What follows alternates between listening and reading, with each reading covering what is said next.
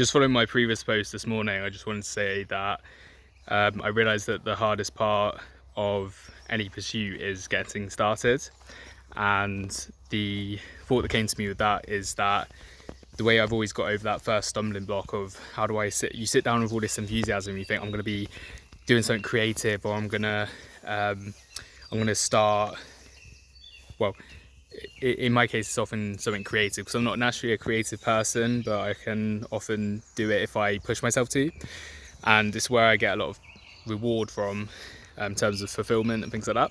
So I always think it's important to do.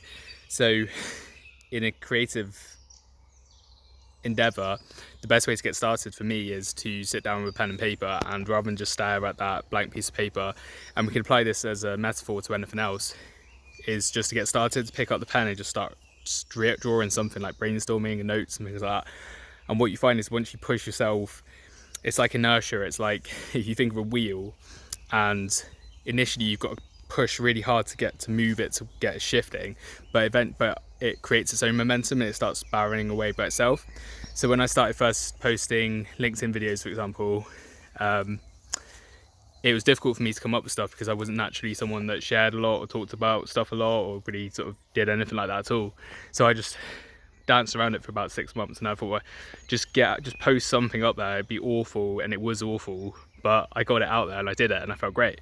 So then you start creating this reward system where if you actually get on and do something, you start becoming addicted to doing that thing, and it's a beneficial thing as opposed to something detrimental like drinking, smoking, taking drugs, eating bad food, all that sort of stuff that's unhealthy. You become addicted to this healthy endeavor. So again, and then with that addiction, that rolls with that momentum building up into you becoming that person that practices kick 10,000 times, because you get up every morning, you practice a kick 100 times in a row, and it feels good to you, and you feel glad that you did it, as opposed to like, oh, I've got to get up and do this, and oh, it's all so difficult, you know. So the way to defeat that is to defeat that procrastination and to defeat that unwillingness to get started on something that would be beneficial to you, is to just do something, is to act, not think. And that's one of the biggest problems I've always had, and since tackling that, my quality of life has been so much better. So I highly recommend it. Think about how this could apply. Think about how this could apply to any pursuit in life that you want to go after.